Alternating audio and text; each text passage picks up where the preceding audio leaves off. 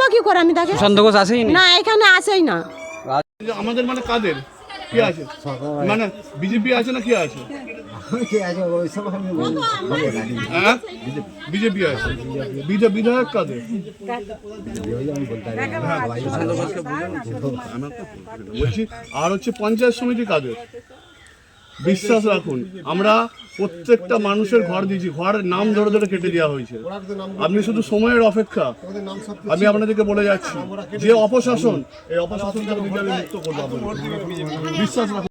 অভিযোগ করছেন, কি অভিযোগ? বাড়ি ঘর কিন্তু এখনো পর্যন্ত হয়নি। পাঁচ থেকে পেয়ে তারা কিন্তু কি করছে? সব কেন্দ্র দেখাচ্ছেন।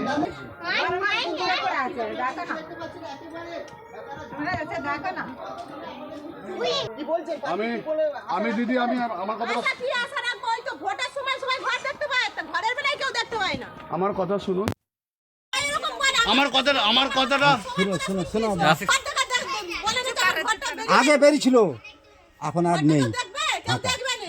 দেখুন কি জানাচ্ছিলেন, কি দেখাচ্ছিলেন আপনি? আমি বাড়ি দেখাচ্ছিলাম, আমি কি অবস্থায় আছি বাড়িটা সেখানে দেখাচ্ছিলাম যে আমার কি অবস্থায় আছি।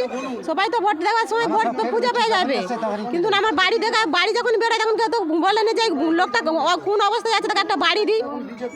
এই আপনাদের পঞ্চায়েতে বিজেপি ক্ষমতায় রয়েছে, হ্যাঁ বিজেপি কি দেখেনি? না, বিজেপি নেতারা কি বলেছে? তারা আসেই না, তাদের দেখাবো কি করে আমি? বিজেপি নেতারা কেউ আসেনি? বিজেপি নেতারা কেউ আসেনি? না, আসেনি। ওই ভোটের সময় আসে, যা আর আসেনি। আপনারা এখানে যে এমএলএ বিজেপির তো নাকি? হ্যাঁ। কি নাম? নাম পাবো কি সুশান্ত ঘোষ তো? হ্যাঁ হ্যাঁ হ্যাঁ। কে উনি কি বলেছিলেন? ও আসেই না, তো বলবো কি করে আমি তাকে? সুশান্ত ঘোষ আসেই না, এখানে আসেই না। আজকে কে এলো? তৃণমূলের প্রার্থী এলো, কি বললো আপনাদেরকে? আমাকে বই তো বলে গেল, ভরসা রাখতে বললো। ভরসা রাখলো, রাখবেন? রাখবো। এতদিন দেখেছি, আর না 1 বছর রাখবো। কি নাম দিদি আপনার? আমার নাম বন্দনা মাখার। কোন এলাকা? এটা ঢলডাঙ্গা।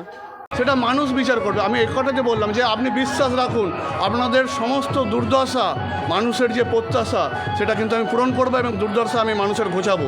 আমি দেখলাম এলাকায় ঘুরে ঘুরে, এবং প্রত্যন্ত এলাকায়। এখন আমরা আছি মারাখানা গ্রাম পঞ্চায়েতের ঢলডাঙ্গাতে আছি, ঠিক আছে? শুধু বিধায়ক কেন, এদের পঞ্চায়েত প্রধান থেকে শুরু করে পঞ্চায়েত সমিতি কোনো রকম মানুষের প্রত্যাশা পূরণ করেনি। আজকে শুধু ঘাটগুলোকে বাঁচিয়ে রেখেছে, এই খেয়া ঘাটগুলোকে কংক্রিটের ব্রিজ প্রত্যাশা দিয়েছিল, একটা কংক্রিটের ব্রিজ করেনি। তার কারণ হচ্ছে ওখানে ওইটা টাকা ইনকামের ওনাদের একটা জায়গা, কাটমানি খাওয়ার জায়গা, যার ফলে এবং সেখানে যখন মানুষ প্রতিবাদ করতে যায়, সেখানে কিন্তু মানুষের কণ্ঠ রোধ করে দেওয়া হয়। আজকে মানুষকে ঐক্যবদ্ধ হওয়ার জন্য বলেছি, সমস্ত রকম দুর্দশা থেকে মানুষকে আমরা মুক্তি দেব।